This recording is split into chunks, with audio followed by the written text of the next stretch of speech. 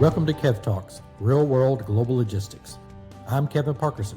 And I'm Kevin Higgins. Together we bring you over 60 years in combined experience in global logistics. In each episode, we'll dive into the latest industry trends, share practical tips, celebrate wins, and share stories from the logistics front lines, all while helping businesses optimize their logistics operations.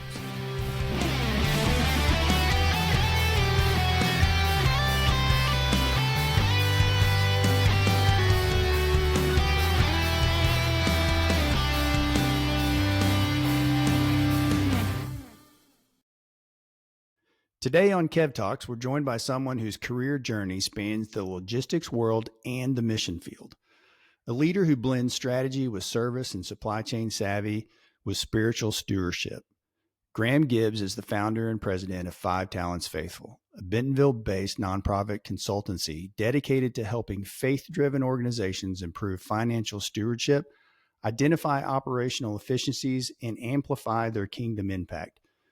Since founding 5 Talents in 2020, Graham has been a trusted advisor to nonprofits and ministry looking to stretch their resources and fulfill their missions more effectively. Before launching 5 Talents Faithful, Graham served for nearly a decade with Samaritan's Feet International, where he held leadership roles including Executive Director of Global Projects and Operations and Regional Director of Procurement.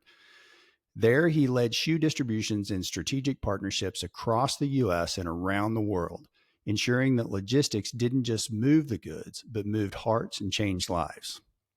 Prior to his nonprofit work, Graham spent more than 20 years in senior operations and logistics roles with industry leaders like J.B. Hunt, Transplace, and Transportation Insight, which gave him a deep foundation in performance-driven supply chain management. Graham brings a unique perspective, one rooted in logistics excellence, honed through executive leadership, and now lived out through the faith-based service. We're honored to have him on the show to talk about his journey, his mission, and how global logistics and global impact can walk hand in hand. Welcome, Let's Graham. welcome Graham to Kev Talks. Hey, thank you, guys. Pleasure to be here.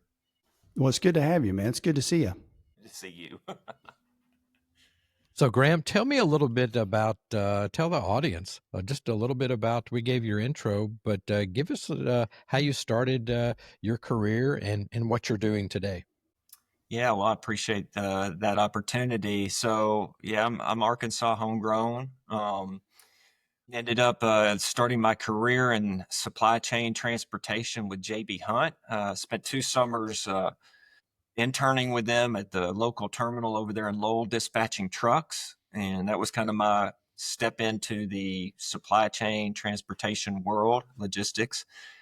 And so after 2 years or 2 summers of that, I got into their management training program. And that was really the start of my career with J.B. Hunt through various departments, various divisions. You know, this was back when Mr. Hunt was, I think, trying to be all things to all people. So we had car hauling, we had flatbed, we had all kinds of different divisions. And so I got a real good taste of a lot of different facets of transportation and logistics within J.B. Hunt.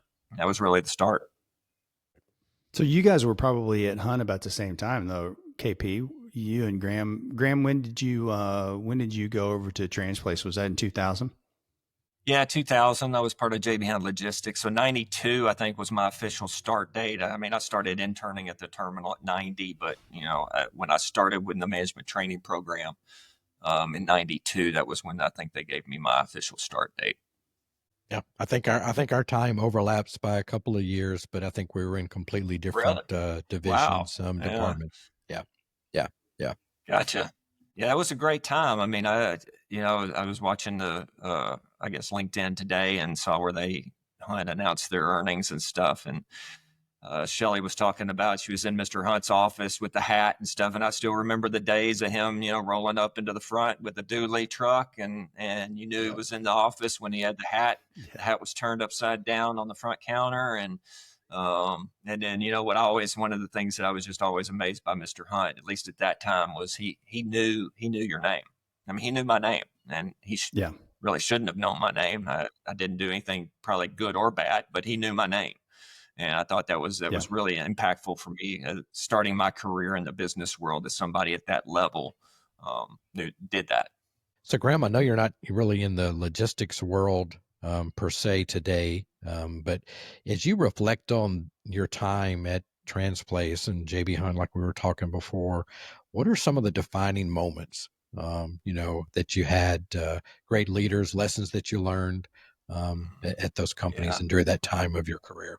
Yeah. So, I mean, JB Hunt, obviously, I mean, a little bit of what I just told you right there. I mean, that was a time at JB Hunt where they were really starting to take off. And I was afforded the opportunity, because I ended up being in a relatively profitable division, special commodities, that I was afforded the opportunity to do a lot of different things, whether it be fleet management, load planning, sales. So I got a taste of a lot of different areas within, that division.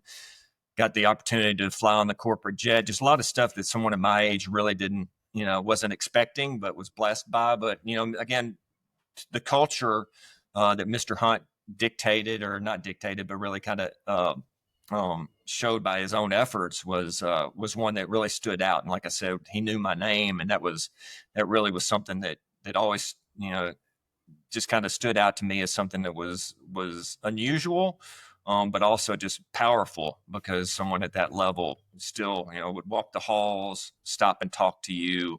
And I just think that that's such an important character in leadership that a lot of people don't really value, I don't think, anymore. So I'd say that was, and I got to work with a lot of great people over there. With Craig Harper was my president at Special Commodities, and John Roberts and all those guys that are over at leadership over there, Nick Hobbs. I mean, just being around that group at that point in their career, and seeing how they operated really set the tone for me.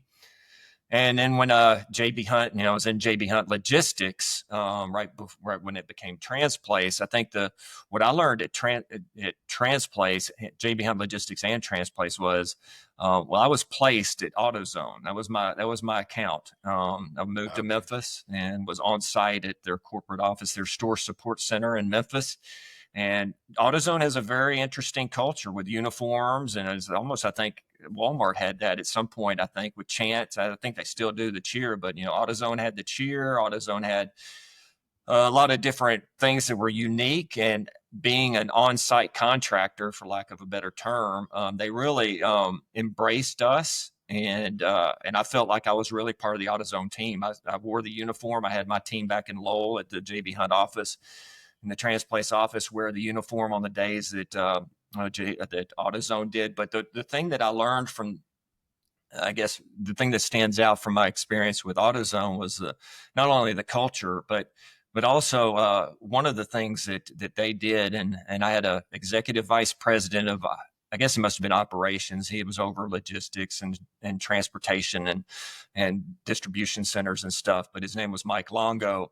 And I don't know if all the executives did this, but on our floor, like once every month, he would bring us all together on the floor, and we'd do the cheer, and we'd recognize people for their, tenure in service, give them their pin, and there were different awards given. But then he also would say, "Tell me about any rumors that are going on." And I just thought that was pretty profound, to just open the floor. And so his style of leading, he was ex-military, West Point grad, I believe. And just, I just thought that really stood out as something. Another thing that he did that I, these little things that these guys do and these ladies do that really stand out. It's kind of odd what you kind of see and you appreciate. But I remember, Mike could be parking right next. I mean, the way the AutoZone corporate office was set up, you had indoor parking, and then some people like us parked across the street. Mike could have been in a very nice parking spot to walk right in, not get rained on. And I saw him parking across the street and walking in like me. And I just thought another thing, right? I mean, the setting the example.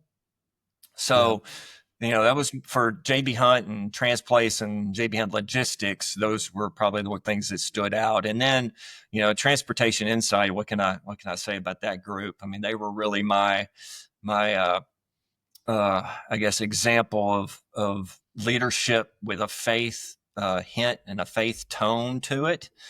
When I went to work for them, I had a couple of job offers and chose to go to work for Transportation Insight because of their culture. At that point, they were sending executives on mission trips that didn't force you to go.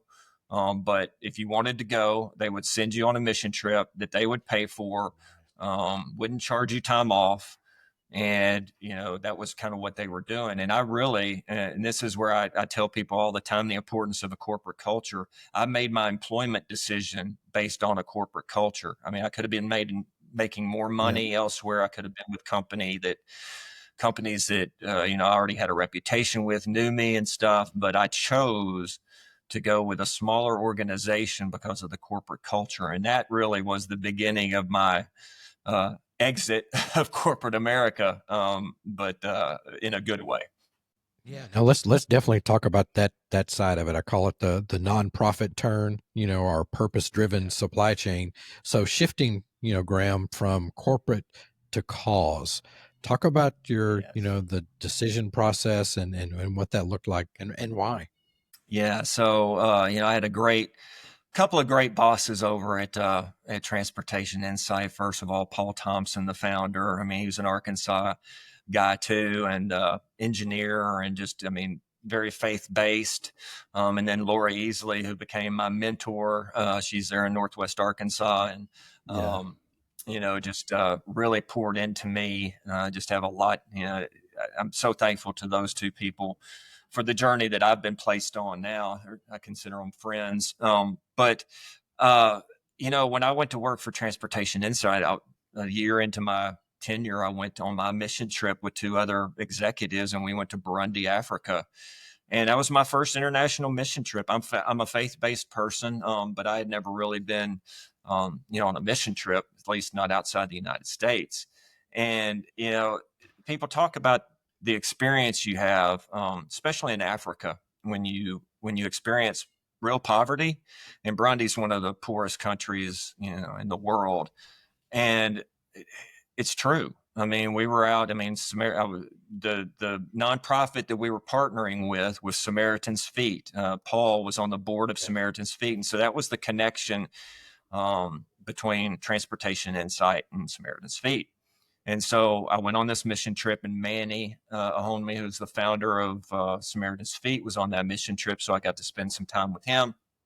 But really, these the level of poverty that you see, and we were distributing shoes. That's what Samaritan's Feet does, and that's what we did. And we were washing feet as part of the process. That was, I think, when Paul and the executives at Transportation Insight were, trying to figure out, how to teach servant leadership. This was one of the mechanisms that they did. And so we were washing people's feet in Burundi, Africa. And, sometimes you have these aha moments, these world eye-opening moments. And mine was, we're in the bush. I mean, thousands of people are coming in for these shoes. I mean, you cannot believe how many people are coming in for these shoes. And we actually had the president of Burundi washing feet with us. I mean, he was trying to unify the Hutu and the Tutsis in his country, because they had been, a lot of people know about Rwanda and the war there between Hutu and Tutsi, but it poured over into Burundi. And so, he's having these people who were, just years before, trying to kill each other, wash each other's feet, and just the profound, the power in that. But we were sitting there, and so after washing hundreds of people's feet, your wash basin, your water is basically mud, and so at some point you got to dump it. And I remember I dumped it, my wash basin, and the look on these people's faces, they'd have drank that water. I mean, they walked 5 miles for water, and here I am dumping it. I mean, it was just one of those moments where you just go, wow, and it opened my eyes to a lot of things. And so that was really, you talk about the turn. That was the turn. I mean, I come back from Burundi, I'm changed. And, that leads into some other things that, go on in my personal life, where I'm really trying to figure out, am I where I'm supposed to be? and I read this book called The Hole in Our Gospel, written by Richard Stern, and he was the CEO of Linux China, and it talks about his transition from Linux China to World Vision, where he became the president, I think, of World Vision. And he talks, and what stood out in that book to me was one part where he talks about success versus significance. And I just started doing a mental checklist, okay, here's where I feel I'm good in success, but where am I significant? And significant means a lot of things to a lot of different people. But where I was measuring significance, it wasn't very heavy. And one thing led to another, and I felt, I was being called out of corporate America, and ended up resigning my position with Transportation Insight, and going to work with Samaritan's Feet. I felt called out of corporate America. And, this is another sign of just how powerful just having a leader that supports you is. I mean, Paul Thompson, when I resigned, said, if I lose good people to serve God's kingdom, I got no problem with that. And so that was the turn from corporate America into the nonprofit world with Samaritan's Feet. So share with the audience, when was the founding of 5 Talents Faithful, and how did you go about that? And what's the mission behind it, the vision? Sure. So to lead into that, I got to tell you a little bit about my tenure at Samaritan's Feet. I ended up spending about 10 years there, and what I experienced working for Samaritan's Feet and working with other small to mid-sized nonprofits, where you had a lot of great people of the heart, what I call them, but maybe not necessarily business disciplined. And, Manny and I always had a lot of good conversations about that, because, Manny, some of the people on Samaritan's Feet team said, was feeling we should be doing this all for free. And Manny's response to that was, yeah, we'd be the greatest nonprofit for about 3 weeks, and then we wouldn't be helping anybody. So you really have to have a business kind of mindset in the nonprofit world and the faith-based world, because we're called to be good stewards. And a lot of times the nonprofits are revenue / donation driven, right? They're sales driven. I'm going to use terms across the board, right? Since we're talking about business, but they're sales driven, but they may not be expense driven. And my background coming up through JB Hunt Logistics, even in JB Hunt Transport and just Transplace and Transportation Insight, was cost driven, down to the penny in some cases, was a differentiator between us and our competition. And so to bring that kind of discipline to the nonprofit, especially small to mid-sized nonprofit worlds, was where I saw an opportunity. Some of the larger nonprofits, the Samaritan's Purses, the World Visions of the world, they're able to recruit and get people to come in. They have pay packages and good benefits and stuff, but a lot of these small to mid-sized nonprofits don't have that. And so I was in a unique position that I could step back from the pay level I was at in the corporate world. I could take that hit. I was feeling called to take that hit in a sense. But a lot of people, with the experience that I had, would not go down the nonprofit path because the pay is not there. The benefits are not there. You really got to be called or really be, drawn in by the mission. And I was with Samaritan's Feet.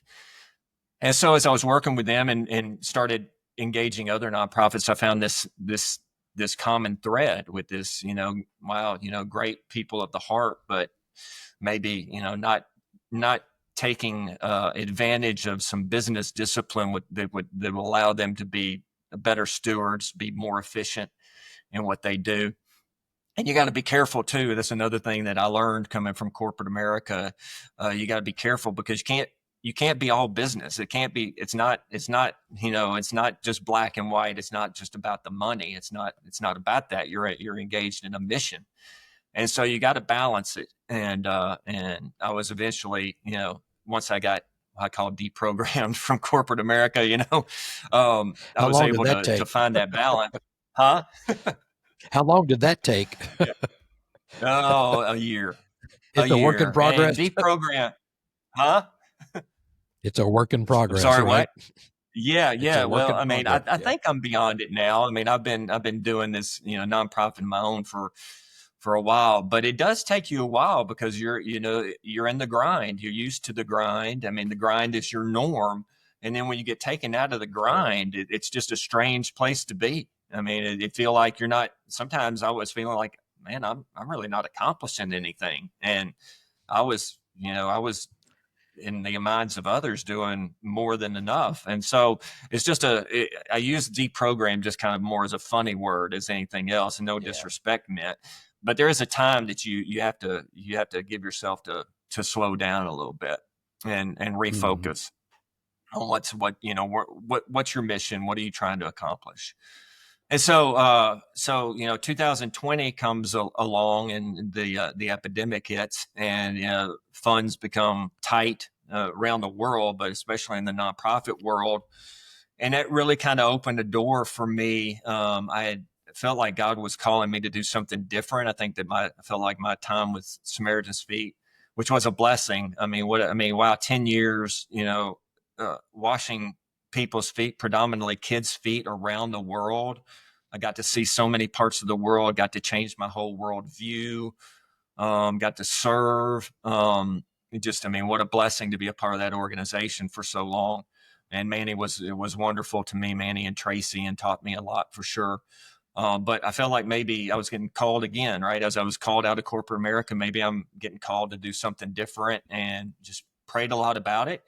And what came out of it was, what if you could do the same thing that you did at Samaritan's Feet, and what you're seeing as a need in these other small to mid-sized nonprofits? What if you could just do that? And so prayed about it, and Five Talents Faithful was birthed out of that. Five Talents Faithful, I mean, it's built around the parable of the talents.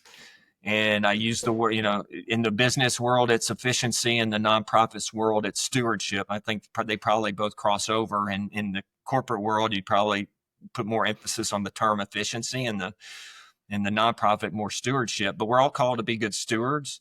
And what if I can bring my business background, my contacts, my knowledge, and help other small to mid-sized nonprofits that don't necessarily have the staffing expertise that some of these large nonprofits have, in whatever their pain point is, if it's purchasing, if it's shipping, if it's strategy, whatever. So there's a consulting kind of hint to it, but I really just focus it. Hey, we're all called to be good stewards, and I'm here just to offer my I guess experience and my services to be to help you be a better steward. So what's going on with Five Talents Faithful today? Here it is, 2025. What's on the agenda for Five Talents Faithful? Oh, wow. Yeah. So early on, another kind of story that just kind of accentuates where I am. Early on, I got called by a nonprofit. And I'm not advertising or anything. Everything's kind of coming to me. I mean, God's been really good about that. But I had a nonprofit down in Georgia that was trying to get equipment to other areas of the world for their mission. Excuse me. Okay. And they didn't have they were watching YouTube videos because they didn't know what logistics was. So they didn't have a logistics department. Yeah, yeah, I do too. But they didn't have a logistics department. They were all engineers, so they knew nothing about logistics. And because of COVID and the impact on transportation, their normal means of doing things was being disrupted, and they couldn't figure out how to address it. And so they got pointed to me, and we were able to give them some guidance that helped them through that time. But it really, early on, kind of God gave me a thumbs up saying this is something that's needed out there. And that was a great experience for me to say, okay, there's small to mid-sized nonprofits that are in this situation. And some of these supply chain, everybody thinks probably nonprofit is, just these easy supply chains. Some of it's complex. Some of it's getting into the bush. I mean, where you're actually, taking a rotor plane to get product into a missionary, somewhere that there's no roads. And so, this idea that I had that nonprofit was, simple, it really, there's some complexity to it. And they are very revenue or net revenue driven, right? I mean, they've got, a lot of the nonprofits are not flush with cash, so they've got to be trying to take advantage of every efficiency that they can, as well as raising the money that they need. So 5 years into it now, to answer your question, so there's 3 key metrics that we have that my board and I agreed to, and that was, one was how organizations served, and so we've served 91. This is through, I think, March. Savings, we're at 2.9 million, and then our key metric is lives impacted, and we're at about 1.7 million. And so that's where we stand going, as of March. And our goal by the end of this year is to have impacted 2 million lives within the first 5 years of the organization's existence. And we're on track to do that. Wow, that's amazing. And KP, let me jump in here real quick, because I think maybe we should have said this up front. I do want to be transparent with all of our listeners, as well as I do serve on the board of 5 Talents Faithful, and I have, from the beginning, I've known Graham for a very long time. He was kind and generous to me when I started at Transplace in 2006, and he was in operations there, VP of operations. And so we do go back 20 years, and it is a great mission. And so, which Higgins, by the way, just let me interject real quick there. Based on that, I want some good stories about Kevin, Graham. I know you have them, so I want at some point. I'm glad you brought it up, Higgins. I was going to bring up the fact that you are serving on the board, which means Graham has all kinds of great stories that listeners are just dying to hear. Kevin P., you're putting me in a bad situation. I'll report to the board, man. So, I mean, well, whatever you say, as I've told the audience, Higgins is our editor, so he'll just edit it out. Listen, so I will self-report all of my own stories. Trust me. Sorry, Higgins. Kevin promises that he will not. Kevin H. promises that he won't. Yeah, I will self-incriminate myself. That's 100% sure. But I just wanted to make that transparent, and setting the objective, the key metric of lives impacted is huge. And so Graham, I'm sure Parkerson's going to take us into this question, but talk a little bit about what we're trying to do, what you're trying to do this year with the efforts in impacting more lives. And so let's put that out into the universe, out to our listeners with the objective for this year. Perfect. Sure. So just for the audience to know, where a lot of nonprofits are kind of coming to me. I mean, I have some that are coming to me for very strategic type of discussions, right? Like, hey, we need to get this stuff distributed in Africa. How can you help us? What kind of network, all that kind of stuff. So it could be some of it could be as simple as, hey, I need coats for a homeless, outreach in December. And so purchasing and shipping and all of that is kind of where a lot of this is coming into play. And, some things that the business-minded people just think are natural because this is the way we think, aren't natural in the nonprofit world. I give an example of this is that, a lot of course, with my background with Samaritan's Feet and shoes, I have some, I would say, expertise in that area. So there's a lot of nonprofits, especially faith-based, that do shoes, whether it be back to school, whether it be Christmas, whatever, as part of their outreaches and stuff like that. And what I found was a lot of them were making the purchases in season, at the time that they needed it. And, in my mind, it's like, that's not really when you should be purchasing product. You should be purchasing product as you're coming out of the season, when the retailers are trying to put it on, markdown or discount and stuff like that. So something as simple as when you purchase and purchasing, bulk and all that kind of stuff, is foreign to some of the small and mid-sized nonprofits, because their view is, I need to get it done. I got it done. Mission accomplished. And my view is, if you could have done that a little bit different, you could have accomplished it and maybe saved 30, 40%.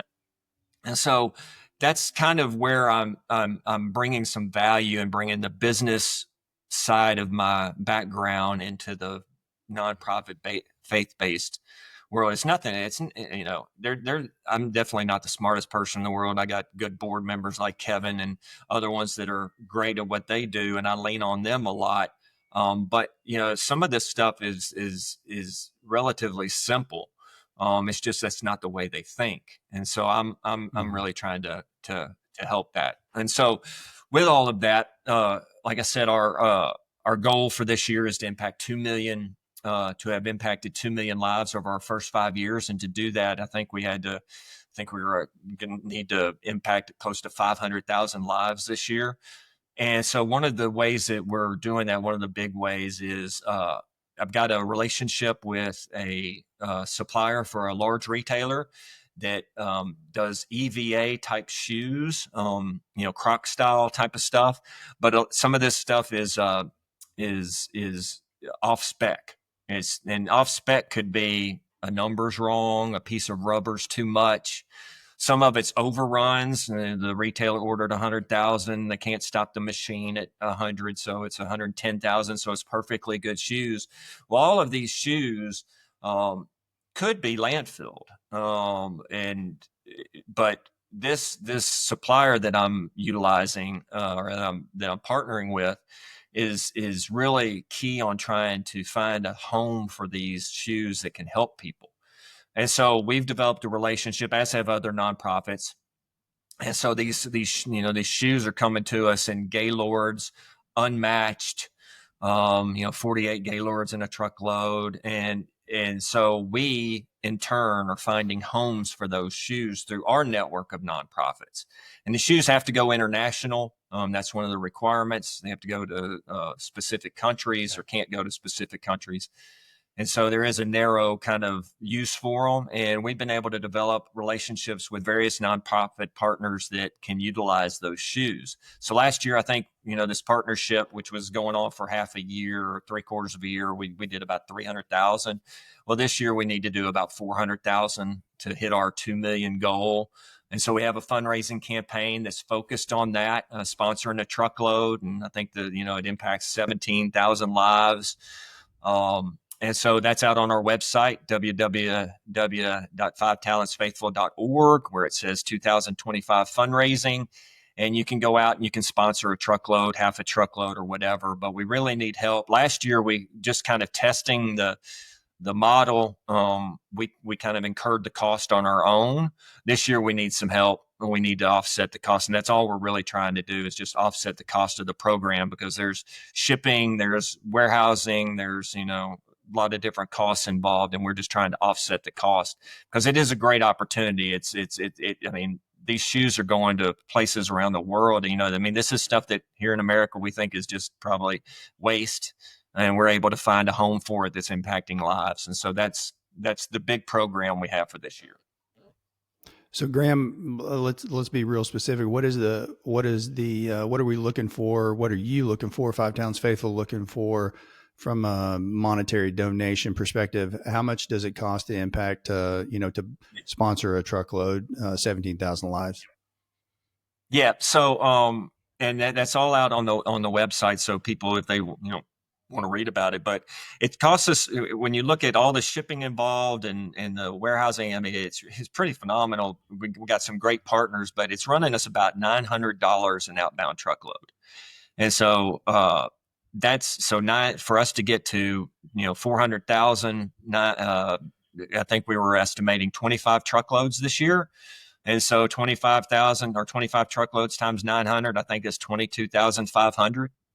And so that's the costing. And so, if, anything that we can do to get from people that can feel called to help us would be a blessing for sure. It's impacting lives around the world, and the costing is just, if you divide out the number by, cost per life impacted, I think it's like 6 cents or something like that. So it's really cost effective, and as it should be, because that's what I'm claiming to be able to bring to the table, right? Is trying to help people with their efficiency. And so it's great. It's a great program, and we've had a lot of good success with it so far. But this year we need some help financially. Okay. We'll put all that information, in the notes for this episode, and make sure that the audience knows how to access that information. So that's great. Yeah. Sure. Thank you. Thank you very much for giving us that platform. Well, listen, this has been great, Graham. I've loved hearing just your journey, your story, and your purpose. So we really appreciate you sharing all of that information. And that's a wrap on this special Northwest Arkansas Spotlight episode of Kev Talks Real World Global Logistics. Big thanks to Graham Gibbs for sharing not just his deep logistics expertise, but his heart for purpose-driven leadership. From JB Hunt to Samaritan's Feet to launching 5 Talents Faithful, Graham's journey reminds us all that global impact isn't just about moving freight, it's about moving with intention. So if today's conversation inspired you, be sure to connect with Graham on LinkedIn and learn more about the incredible work at 5 Talents Faithful. We'll put the website in the notes. And as always, if you enjoyed this episode, drop us a follow, leave a review, share it with someone who believes in leading with purpose, both in logistics and in life. Until next time, keep learning, keep leading, and keep moving real world logistics better, one move at a time. Thanks, Graham. Appreciate you, Graham. Love you, brother. Thank you, guys. Thank you. Love you too, man. We hope you enjoyed this episode of Kev Talks, Real World Global Logistics. If today's discussion inspired you, don't forget to follow, subscribe, rate, and share our podcast. Remember, every great journey in logistics starts with a single step forward. Let's continue working together to transform the industry.